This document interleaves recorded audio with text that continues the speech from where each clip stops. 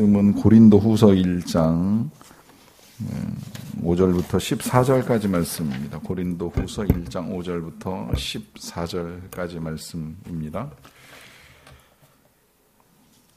신약성경 286면 고린도후서 1장 5절부터 14절까지 말씀을 저와 여러분들이 한 절씩 교독하겠습니다. 그리스도의 고난이 우리에게 넘친 것 같이 우리가 받는 위로도 그리스도로 말미암아 넘치는도다.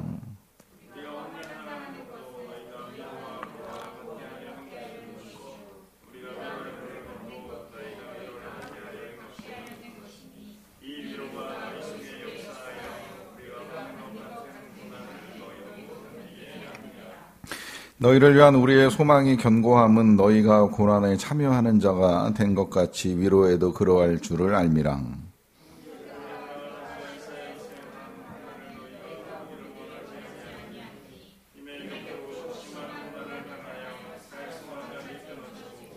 우리는 우리 자신이 사형 선고를 받은 줄 알았으니 이는 우리로 자기를 의지하지 말고 오직 죽은 자를 다시 살리시는 하나님만 의지하게 하심이라.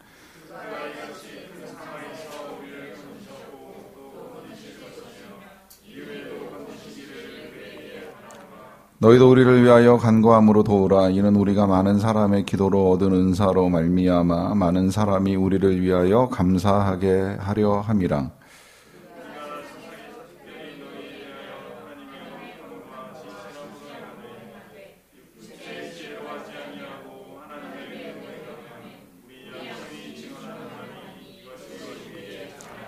오직 너희가 읽고 아는 것 외에 우리가 다른 것을 쓰지 아니하노니 너희가 완전히 알기를 내가 바라는 것은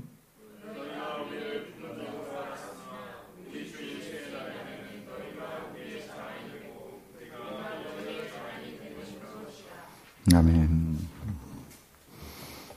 지난 주일에 함께 나누었던 하나님 말씀의 제목은 저 옆에 쓰여 있는 대로 하나님을 자랑하는 교회입니다. 이게 교회 전체가 자랑을 한다 이렇게 생각을 하실 필요는 없고요. 우리가 살아가는 삶의 본분 가운데 어떻게 보면 저는 가장 중요하다고 이야기를 하는데 가장 중요한 것이 이제 하나님을 자랑하는 것이다 이렇게 이해를 하시면 됩니다. 문제는 이 하나님을 자랑한다고 해도 또 자칫 잘못하면 우리가 하나님을 자랑하는 일에 있어서 실수나 또 실패가 있을 수 있어요. 나는 하나님을 자랑한다고 자랑을 하지만 그러나 그것이 듣는 사람에게는 하나님의 살아계심을 알게 되고 믿게 되는 일로 나타나는 것이 아니라 자칫 잘못하면 이제 너 잘났네, 너나 복 받았네, 넌 좋겠네 이제 이런 식으로 듣고 말아버리는 일들이 있을 수 있기 때문에 하나님을 자랑한다라고 하는 것이 굉장히 조심스럽고 또 주의해야 될 부분들이 없지 않아 있습니다. 그렇다고 해서 그러면 하나님 자랑을 포기할 것이냐 이제 아니라고 하는 것 때문에 이 하나님을 자랑한다라고 하는 이 주제 앞에 어떤 하나님을 어떻게 자랑할 것이냐라고 하는 것이 이제 굉장히 중요한 문제가 되는데요. 오늘 사도 바울은 이 고린도 교회에 이 두 번째 편지를 보내면서 이제 그걸 가르쳐 주는 것으로 시작을 합니다. 우리 하나님 어떤 분이신가, 또 그 하나님을 어떻게 자랑할 것인가, 이제 중요한 원리를 우리에게 제시해 주는데요. 일단 사도 바울은 편지를 시작을 하면서 하나님께 찬송을 올린다라고 하는 개인의 고백으로 시작이 됐고요. 그 찬송을 올려드리는 이유는 이제 여러 가지가 제시가 됐어요. 그것은 하나님이 자비의 하나님이시고 위로의 하나님이시고 또 모든 환난 가운데 이제 우리를 위로하시는 분이시다 하는 일을 통해서 비록 자신이나 혹은 고린도 교회 성도들이 어려움 가운데 있을지라도 하나님을 찬송할 만한 이유는 얼마든지 있다라고 하는 사실을 밝혀줍니다. 이제 그 가운데 그가 이제 우리에게 가르쳐 주는 하나님은 위로의 하나님입니다. 물론 자비의 하나님도 있지만 이제 오늘은 이 위로에 집중이 되고요. 이 위로가 지난 시간에 잠깐 본 것처럼 파라클레오라고 하는 이 헬라어가 이제 곁으로 불러서 안아주고 보듬어주고 품어주고 하는 이 따뜻한 아버지 하나님의 사랑을 우리에게 드러내는 단어라고 할 수 있겠는데요. 그 하나님의 위로하심이 오늘 우리에게 어떻게 임하고 있는가 하는 것을 계속 읽어나가면서 조금 더 보도록 하겠습니다. 5절 말씀 볼게요. 그리스도의 고난이 우리에게 넘친 것 같이 우리가 받는 위로도 그리스도로 말미암아 넘치는도다 그래요. 이런 오해를 하시진 않겠지만 문맥을 그냥 있는 대로 읽으면 마치 사도 바울이 그리스도만큼 고난을 받았다 이제 이렇게 말하는 것처럼 느껴지기는 해요. 예수님이 고난당한 것처럼 내가 고난을 당했고 그런 것처럼 하나님의 위로도 넘친다 이제 이렇게 보이기 쉬운 말씀을 하고 계시는데 여기에 초점은 자신이 그리스도만큼 고난을 받았다가 아니라 고난을 받은 만큼 위로가 넘친다라고 하는 거예요. 일단 이것이 첫 번째 하나님이 우리를 위로하시는 원리라고 보시면 돼요. 그것은 고난만큼 위로를 하신다라고 하는 것입니다. 그럼 고난만큼 위로를 어떻게 하시는가? 예수님의 고난을 놓고 보시면 돼요. 우리 예수님의 고난 속에는 우리가 겪는 일들 대부분 다 들어가 있습니다. 일단 가난한 환경의 출생으로부터 시작을 해서 이 예수님의 생애 가운데 많은 사람들로부터 미움과 박해를 받으시는 일이 있었죠. 특히 바리새인들로부터 제사장들로부터 그 박해 가운데 결국은 마지막에는 제자들에게 배신을 당하고 죽음을 당하시는 일까지, 그 죽음 당하기 직전에는 온갖 모욕을 당하는 일까지 어떻게 보면 정신적, 육체적 고통을 다 겪으셨어요. 심지어 십자가 위에서는 어찌하여 나를 버리셨나이까라고 하나님께 울부짖으면서 영적인 고난까지 외치시는 것을 이제 보게 되는데, 그런 일들을 겪으신 우리 예수님께서 위로받으시기는 부활을 통해서 위로를 받으실 때 그냥 다시 살아나는 것이 아니라 그 자체가 영광이 되고 그걸 통해서 영원한 생명을 가지고 계시다는 사실과 이제 우리의 소망이 예수 그리스도라는 것까지 드러나시는 것으로 하나님이 위로를 해 주십니다. 이 일에 있어서 사도 바울은 나중에 이제 그런 표현을 사용하잖아요. 현재 우리가 당하는 이 고난들은 장차 우리가 얻게 될 영광과 좋게 비교할 수 없도다라고 하는 말씀을 통해서 표현은 고난만큼이라고 했지만 실은 이제 고난 이상의 위로를 주시는 하나님이시다라고 하는 사실을 분명하게 밝히고 있어요. 여러분, 이 사실을 꼭 기억하세요. 여러분들이 혹시 삶의 어려운 상황에 놓여 있다라고 하면 그만큼 하나님의 위로는 반드시 임합니다. 내가 당하는 고난의 위로가 임할 수 있을까 하는 그런 고난을 겪는 분도 계세요. 물론 모든 고난에 다 위로가 임하지는 않는다고 저는 생각을 해요. 내가 게을러서 당하는 고난, 내가 죄지어서 당하는 고난, 죄지어 감옥에 들어갔는데 감옥 속에서 예수님도 고난 당하셨으니까 나도 고난 당합니다, 이렇게 말할 수는 없는 거예요. 내가 게을러서 할 일 다 하지 않고 나선 겪게 되는 고난 가지고는 고난이라고 할 수도 없고 위로를 기대할 수도 없어요. 그런데 이제 그 아닌 정말 여기 나중에 사도 바울의 표현을 빌어 쓰자고 한다면 거룩하게 또 정직하게 살려고 애를 썼음에도 불구하고 고난을 당한다라고 하면 그 모든 고난에는 반드시 하나님의 위로가 임합니다. 물론 제일 좋은 거는 그리스도로 말미암아 고난을 당하면 제일 좋아요. 예수님 때문에, 예수 믿다가 핍박을 받거나 예수 믿다가 쫓겨나거나 예수 믿다가 순교를 당하거나 하면 이 일에 있어서는 진짜 현재의 고난이 장차 올 영광과는 좋게 비교할 수 없는 건 이루 말할 수가 없는 거죠. 사도 바울은 그래서 자신 있게 선포를 하는 거예요. 지금 내가 당하는 고난의 이 지극히 작고 가벼운 것은 장차 내가 누리게 될 영광과는 좋게 비교할 수 없다고 선포를 하는 거죠. 이건 그가 이제 그리스도를 위한 고난을 겪고 있기 때문인데요. 기왕에 고난을 당한다면 그 일이 최고 좋지만 우리 고난이 사실 다 예수님 때문만은 아니잖아요. 살다 보면 뜻하지 않게 이 불의한 세상 속에서 불의한 사람들을 만나서 혹은 여러 관계 속에서 또 뜻하지 아니한 어려움들을 경험하면서 생각지 아니한 질병이나 사고를 당하면서 고난을 겪을 수 있는데요. 여러분, 그 일에도 주님은 위로를 하십니다. 이 일에 있어서는 제가 좀 우리가 교리적 신학적 생각도 좀 뛰어넘었으면 좋겠다는 생각이 들었어요. 왜냐하면 지금 우리가 살고 있는 세상에는 정말 태어날 때부터 열악한 상황에서 태어나서 평생을 열악하게 살다가 세상을 떠나는 사람들이 있어요. 우린 그런 사람들에 대해서 때로는 이런 의문도 제기해요. 그런 사람들은 예수 믿을 기회도 없이 하나님도 알지 못하고 세상을 떠나는데 어찌 되는 것이냐, 구원을 받느냐 못 받느냐, 천국을 가느냐 못 가느냐, 이제 이런 많은 질문을 해요. 여러분, 그 사람들 구원 받을지 못 받을지 잘 모르겠으면 사실 우리가 지금이라도 나가서 전도하고 선교하면 그게 답인 거고요. 뭐 그런 것조차 우리가 못하는 상황에서 진짜 복음을 듣지 못하고 평생을 이 우상 속에 아니면 타종교에서 아니면 그 가난한 환경 속에서 살던 사람들이라고 하더라도 뭐 어떤 형태로든 하나님의 위로하심이 있지 않겠어요? 제가 이렇게 감히 말씀드리는 이유는 성경 속에 우리 예수님이 하신 비유 가운데 부자와 나사로의 비유가 있잖아요. 거기서는 명백하게 나사로가 하나님을 믿었는지 안 믿었는지는 밝혀주지는 않아요. 다만 그 거지 나사로가 하나님의 나라에서 아브라함의 품에 안겨가지고 위로를 받습니다. 예수님이 그때 위로라는 표현을 사용을 하세요. 그는 땅에서 배고팠지만 지금 하나님의 나라에서 위로를 받고 있다. 어떤 형태로든 고난에 위로가 있다는 의미입니다. 고난만큼 하나님이 위로해 주신다는 거예요.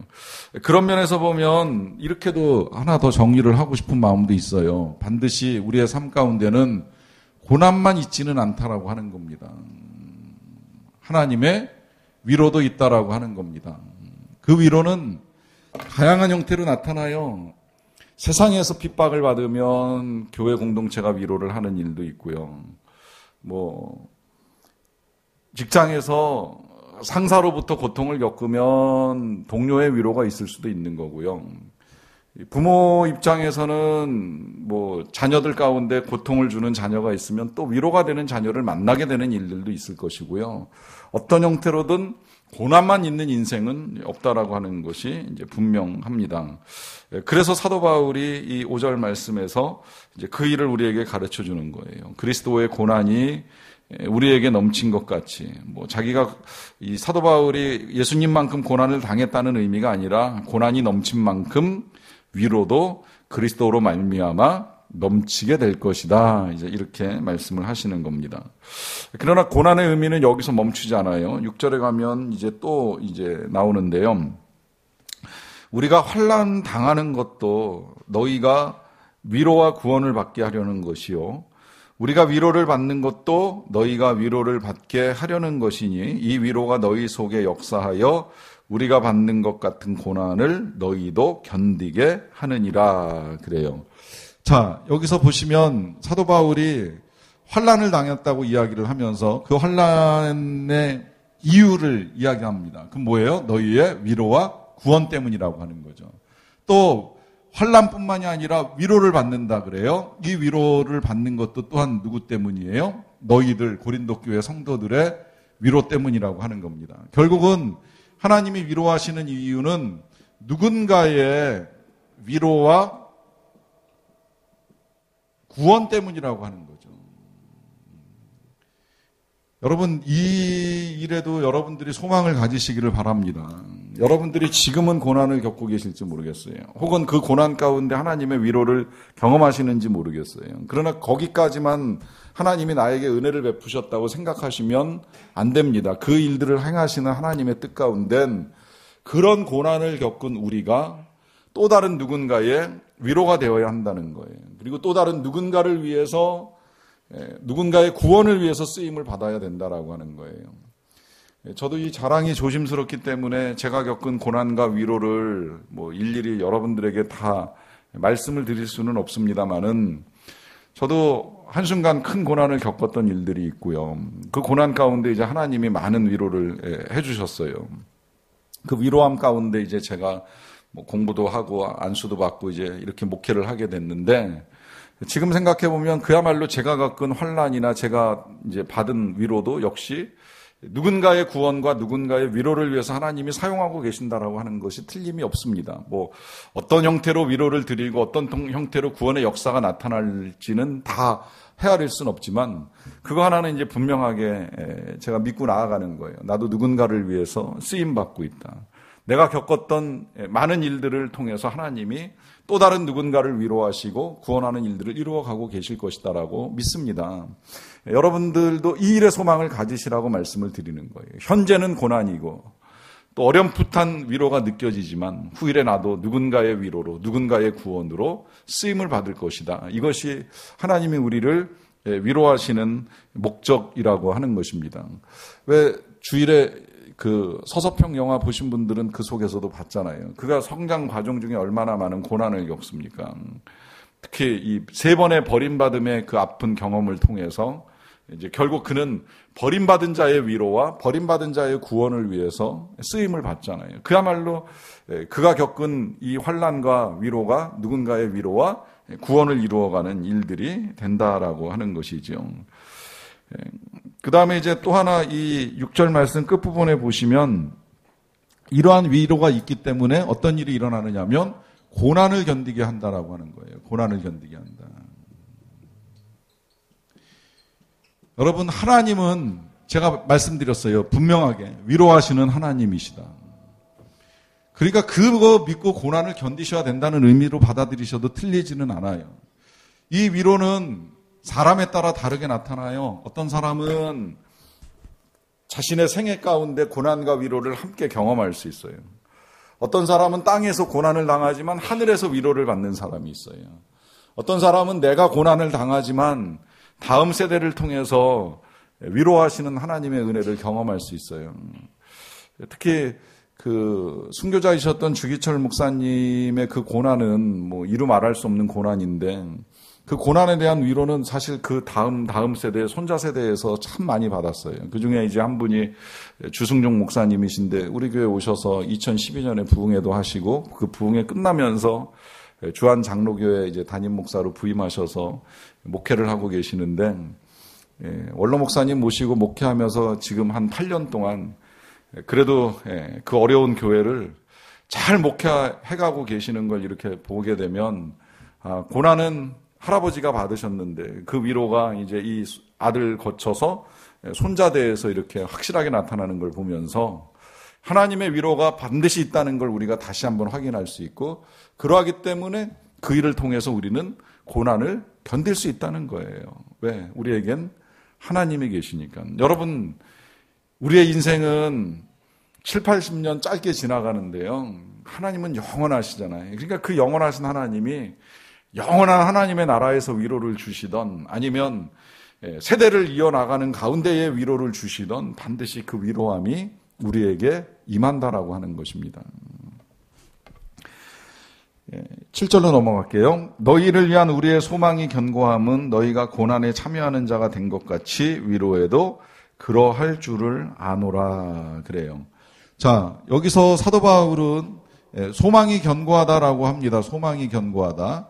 물론 이 소망은 지금 자신의 개인적인 소망이 아니라 이 고린도 교회 성도들을 바라보는 소망이에요. 그 고린도 교회 성도들을 바라보는 소망이라고 하는 건 너희들이 지금은 고난에 참여를 하고 있지만 그러나 위로에도 참여할 것이다라고 하는 소망을 가지고 있는 거예요. 그러니까 고린도 교회 성도들이 아무리 힘들어도 하나님의 위로가 임할 것에 대한 소망을 가지고 있는 거죠.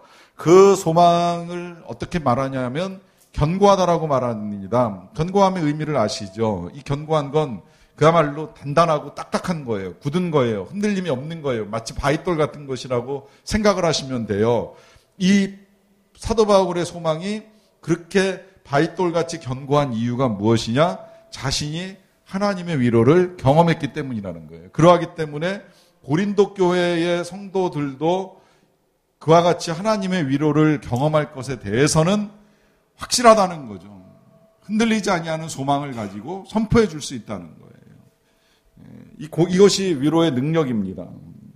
스스로 하나님의 위로를 경험하고 난 다음에는 나뿐만이 아니라 고난당하는 성도들을 위로하시는 하나님에 대한 믿음이 너무 확실하다 보니까 그 소망함을 가지고 이제 너희들도 그러한 위로를 받을 줄 안다라고 하는 말을 합니다.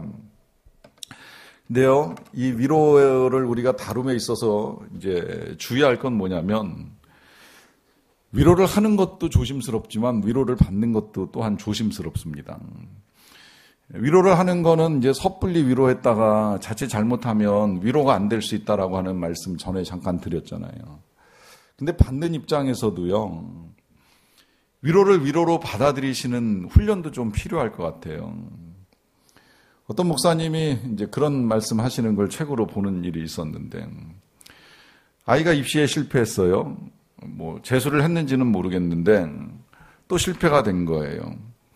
어쨌든 그 어려운 마음을 이제 모르지는 않으시니까 이제 위로한다고 이 목사님이 우리 애도 똑같은 일을 겪었어요. 이제 이러고 위로를 한 거예요.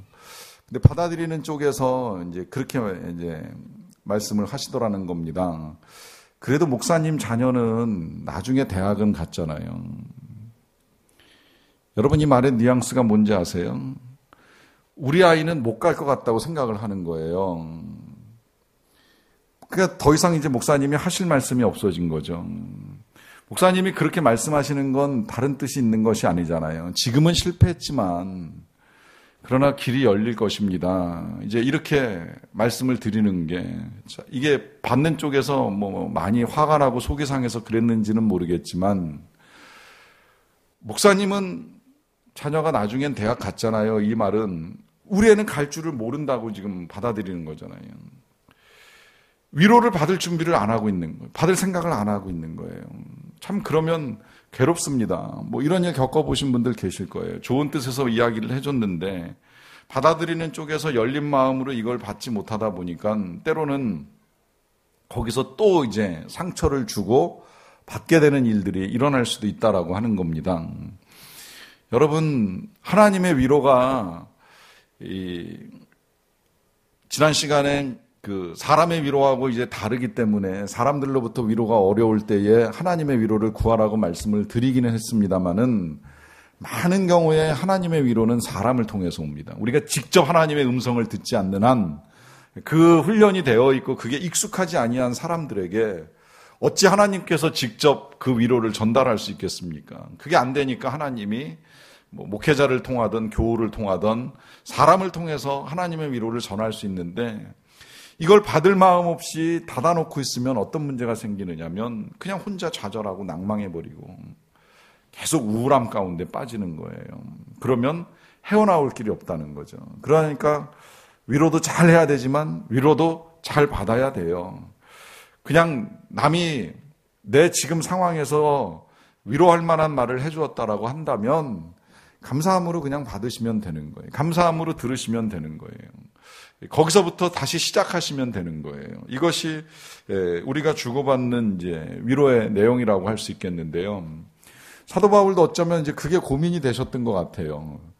지금 어려움에 있는 고린도 교회를 이렇게 위로하기 위해서 계속 길게 이야기하잖아요. 우리가 받은 고난같이 너희들에게도 고난은 있지만 우리가 받은 위로만큼 너희도 위로받을 것이다. 그리스도의 고난이 넘친 것 같이 너희에게도 그리스도의 위로가 넘칠 것이다 얘기하는데 이게 전달될지 안 될지 받아줄지 안 받아줄지 워낙 고린도 교회가 바울을 싫어하는 사람도 많고 그러다 보니까 이게 지금 어떻게 전달될지를 몰라가지고 이제 사도 바울이 결국은 자기가 당한 고난을 가지고 다시 한번 위로를 합니다. 그게 8절부터 이어지는 거예요. 형제들아, 우리가 아시아에서 당한 환난을 너희가 모르기를 원하지 아니한다 그래요.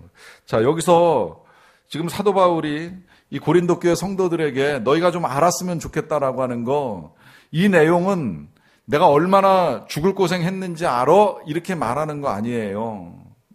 내가 고생한 걸 들음으로 인해서 너희들이 좀 위로를 받았으면 좋겠다라고 하는 것인데 그 환난이 지금 아시아에서 당한 환난인데 이거 어디서 당한 환난인지 정확하진 않아요. 근데 실제로 사도 바울은 소아시아 지역을 다니면서 여러 번 고난을 당했어요. 그 고난이 나중에 이제 11장에 가면 나옵니다. 그 가운데 제일 많이 이제 추정하는 건 지금 에베소에서 이 편지 쓰고 있으니까 에베소에서 몇십 명이 폭동을 일으켜가지고 이제 이 바울을 죽이기 전까지는 가만히 안 있겠다 이제 이런 사람들 때문에 당한 고난이라고 보는 견해도 있고요.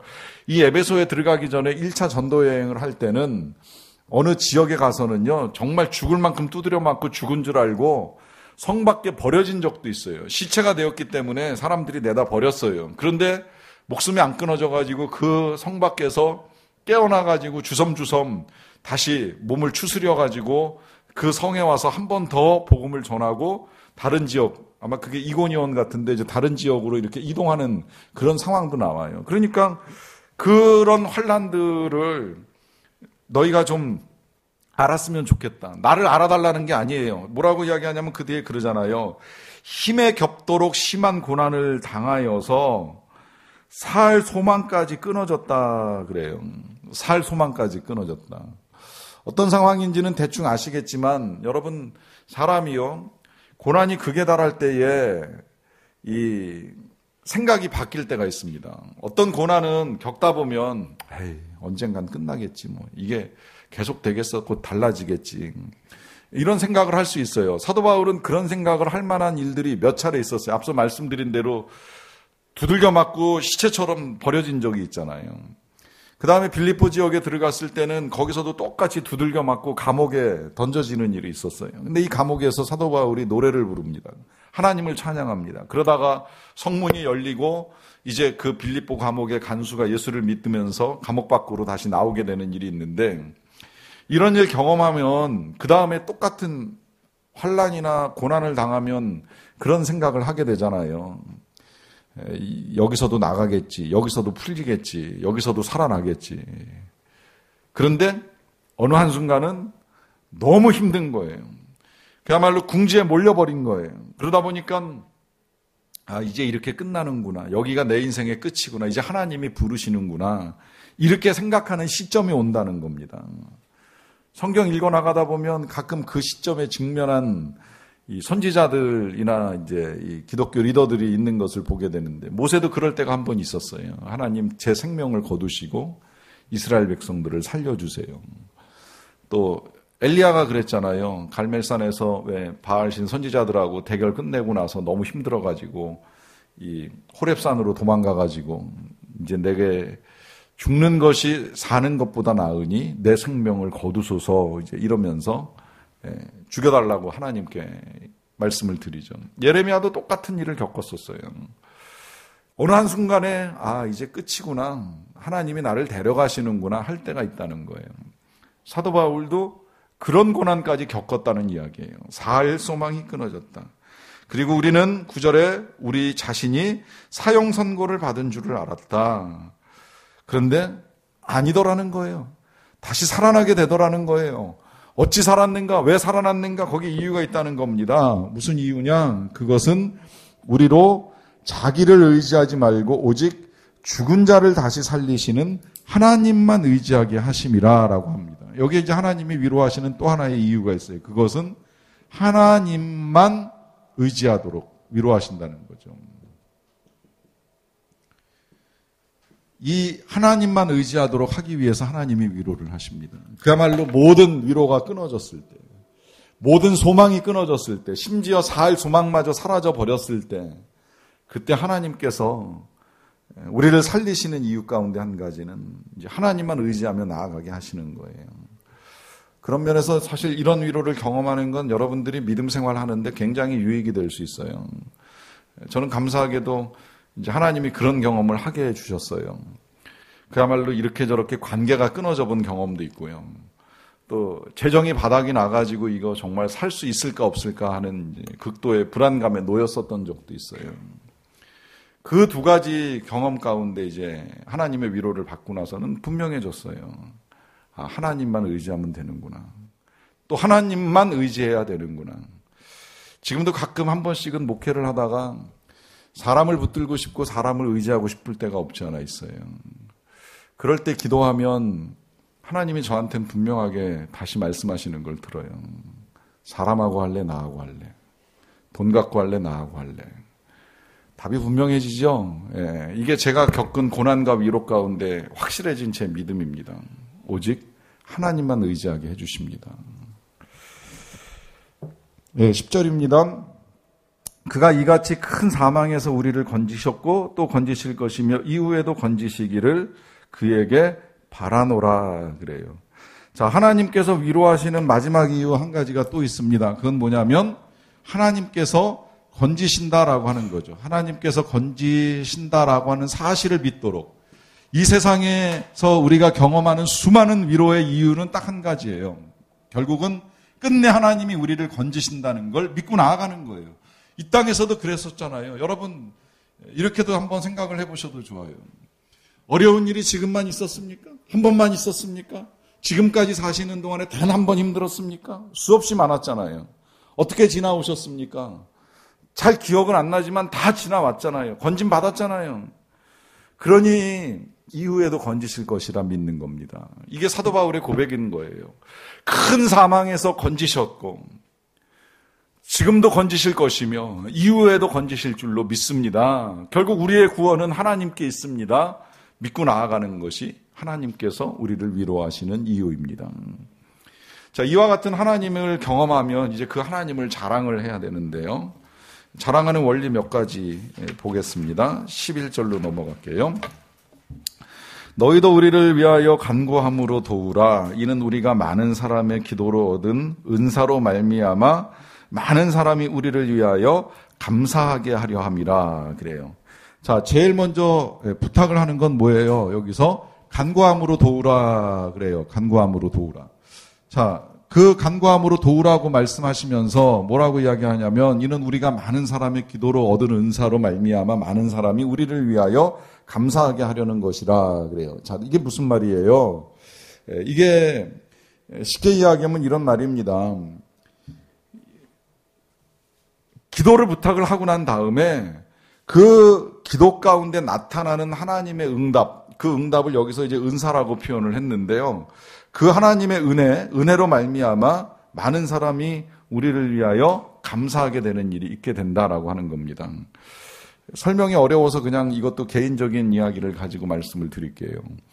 목회를 하다 보니 이제 성도님들로부터 기도 제목을 듣게 되는 일들이 많습니다. 그리고 함께 기도합니다. 기도하다 보면 응답받는 일들이 일어나는 걸 경험하게 되죠. 그러면 이제 응답받으신 성도님들이 연락을 해줘요. 아, 이런 일이 일어났어요. 이런 결과가 나왔어요. 이런 응답이 있었어요. 굉장히 감사합니다. 하나님의 역사도 감사하지만 그 일에 제가 함께 할 수 있었다는 게 감사해요. 뭐 함께 한 게 대단한 게 아니라 진짜 같이 몇 마디 기도를 드려준 것밖에 없는데 그 기도 가운데 하나님이 일하시고 그 일하신 결과를 함께 본다는 게 감사한 거예요. 제 일은 아니에요. 솔직히 이야기하면. 그 가정의 일이고 그분의 일일 수도 있어요. 그럼에도 불구하고 내가 함께 기도한 이 일로 말미암아 그 가정에 그 분에게 좋은 일이 일어나는 것을 함께 나눌 수 있는 건 굉장한 행복이고 기쁨이 된다라고 하는 겁니다. 사도 바울이 지금 그 부탁을 드리는 거예요. 그리고 그걸 자랑하는 거예요. 많은 사람의 간구 때문에 자기가 지금까지 하나님께 많은 응답과 선물을 받았고 그 응답과 선물을 받은 것을 자랑하고 있는 거예요. 문제가 될 게 없잖아요. 너희들이 기도해줘서 내가 응답받았다. 너희들이 기도해줘서 내가 선물 받았다. 자랑하는데 문제가 없잖아요. 누군가의 기도 덕분에 내가 있을 수 있다라고 하는 사실, 이게 자랑거리가 되는 겁니다.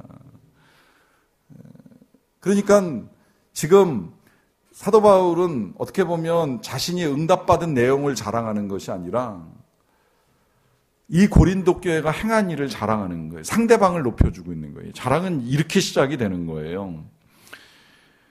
그러니까 여기서 명확하게 밝히지도 않잖아요. 은사라고 두리뭉실 넘어갑니다. 어떤 은사를 받았는지 어떤 응답이 있었는지는 말하지 않아요. 그건 중요하지 않은 거예요. 잘못하면 그게 또 개인의 자랑이 될 수 있잖아요. 그러니까 자랑하는 건 뭘 자랑해요? 너희들의 기도가 감사하다. 이게 자랑이 되는 거예요. 그 다음에 두 번째 자랑의 원리가 12절에 있습니다. 우리가 세상에서 특별히 너희에 대하여 하나님의 거룩함과 진실함으로 행하되 육체의 지혜로 하지 아니하고 하나님의 은혜로 행함은 우리 양심이 증언하는 바니 이것이 우리의 자랑이라 그래요. 자, 이것이 우리의 자랑이라 했을 때 뭘 자랑하느냐?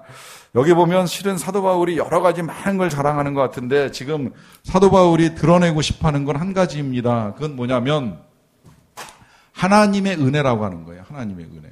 우리가 지금까지 한 모든 것들은 하나님의 은혜로 행한 것이다라고 이야기하잖아요. 이걸 자랑하는 거예요. 근데 사실 사도 바울은 하나님의 은혜로 행하지 않았어요. 그 말씀 잘 읽어나가다 보면 그 말씀 가운데 이 사도 바울이 고린도 교회에 대하여서 어떻게 행했냐면 하나님의 거룩함과 진실함으로 했다라고 하는 말을 합니다. 이 거룩함과 진실함이라고 하는 것은 간단하게 말하면 거룩하면 하나님 앞에서 행한 것을 말하는 것이고 진실함은 말 그대로 정직하다라고 하는 거잖아요. 이 하나님 앞에서 정직하게 행했다는 사실을 사도 바울은 숨기지는 않아요. 거기다가 더하여서 이 하나님 앞에서 자기가 거룩하고 진실하게 행한 것을 양심이 증언한다 그래요. 그는 그렇게 보면 사도 바울은 지금 양심의 거리낌이 없을 만큼 하나님 앞에서 정직하게 사역을 열심히 잘 감당한 거예요. 그럼에도 불구하고 사도 바울이 드러내고 싶은 건 자신의 거룩함이나 진실함이 아니라 이거 하나님의 은혜로 행한 것이다. 하나님께서 하게 하시고 하나님이 하신 것이다. 이렇게 말하면서 자신의 거룩함이나 진실함보다 하나님의 은혜에 더 초점을 맞추고 있어요. 여러분, 이게 자랑의 원리입니다. 우리가 물론 거룩할 수도 있고 진실할 수도 있고 양심의 거리낌 없이 열심을 다하여 충성을 할 수도 있지만, 그러나 궁극적으로 하나님의 은혜가 드러나지 않으면 이게 바리새인이 되고 이게 우리 공로가 되는 거예요. 이게 우리의 의가 되는 거고 자기 애가 되는 겁니다.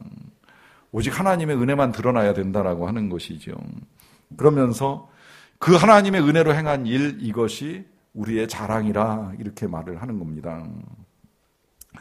또 한 가지 자랑이 있어요. 13절로 넘어가서 볼게요. 오직 너희가 읽고 아는 것 외에 우리가 다른 것을 쓰지 아니하노니 너희가 완전히, 여기 완전히는 뭐 정확하게라고 보셔도 되는데요. 정확하게 알기를 내가 바라는 거 한 가지가 있다. 그건 뭐냐? 너희가 우리를 부분적으로 알았으니 우리 주 예수의 날에 너희가 우리의 자랑이 되고 우리가 너희의 자랑이 되는 그것이라 그래요. 자, 사도 바울이 이 14절에서 이렇게 말하잖아요. 너희가 우리를 알고 있는 건 지극히 부분적일 수 있다. 그러니까 오해할 수 있다라고 하는 거. 이게 이제 제가 어제 새벽에 말씀 나눈 것처럼 우리가 비판을 주의해야 될 건 뭐냐면 우리가 누군가를 정확하게 알 수는 없다라고 하는 겁니다. 부분적으로 아는 거죠. 누구라도 다 부분적으로 아는 거예요. 그 동기가 어떤지 내면이 어떤지 마음이 어떤지 실은 우리가 다 모르잖아요. 그러니까 정확히 알지 않는 한 함부로 비판을 할 수 없다는 것인데, 그러니까 사도 바울이 너희가 우리를 부분적으로 알고 있고 기왕이면 좀 온전히 알았으면 좋겠는데 한 가지는 분명하다는 겁니다. 그게 뭐냐? 우리 주 예수의 날에 너희는 우리의 자랑이 되고 우리가 너희의 자랑이 될 것이다 그래요.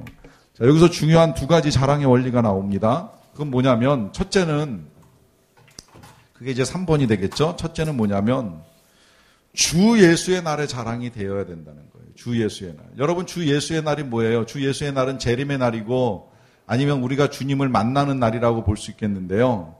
이 만남의 날에 예수님 앞에서 자랑할 수 있는 걸 지금 자랑하세요. 최근에 제가 우리 교인 중에 한 분이 친구분들하고 이제 송년 모임 못하고 신년 모임 하고 오셔가지고서 이제 좀 기분 나쁘다는 말씀을 들은 일이 있어요. 뭐가 기분 나쁘냐면 갔더니 한 친구가 되게 자랑하더라는 거예요. 그 자랑한 내용이 뭐냐면 압구정동에 사는 아파트가 엄청 올랐다는 거예요. 실제 엄청 올랐잖아요. 작년, 재작년 아파트 얼마나 많이 올랐어요. 압구정동 더 많이 올랐잖아요. 그러니까 막 재산이 막 이만큼 늘어났다 자랑을 하는데 듣기 되게 힘들더라. 이제 이런 말씀 하시더라고요. 여러분, 집값 오른 거 나중에 예수님 만나서도 자랑할 수 있으면 지금 자랑하셔도 돼요.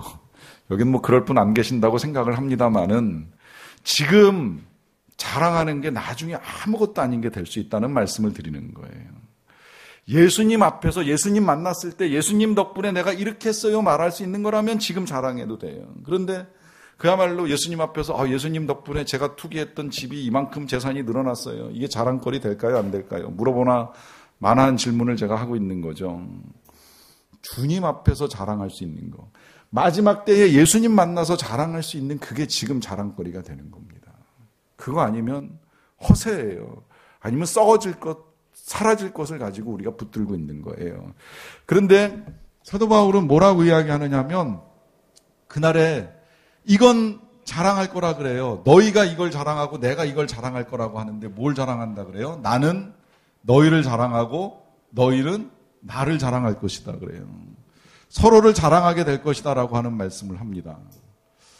참 이 말씀 기가 막힌 말씀이에요. 고린도 교회가 사도 바울을 어떻게 생각하든지 또 사도 바울 입장에서 고린도 교회를 어떻게 바라보고 있든지 사도 바울은 여기서 말씀하신 대로 소망이 견고해가지고요. 기대감을 가지고 나아가는 거예요. 여전히 변함없는 기대를 가지고 나아가는 거예요. 주님 만날 때는 너희 고린도 교회 성도들이 주님 앞에서 나의 자랑이 될 것이다. 또 너희 고린도 교회 성도들도 주님 앞에서 나를 자랑스럽게 여길 것이다.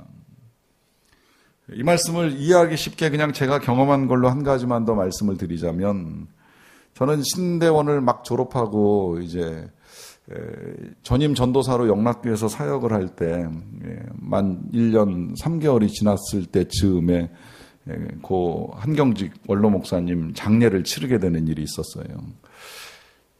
수요일 날 돌아가시고 이제 월요일 날 발인하는 6일간의 장례가 진행이 됐는데, 이제 낮에 위로 예배 한 번, 저녁에 위로 예배 한 번, 목사님들이 이제 우리 교계에 유명하신 목사님들이 와가지고 이제 계속 예배를 해주셨어요.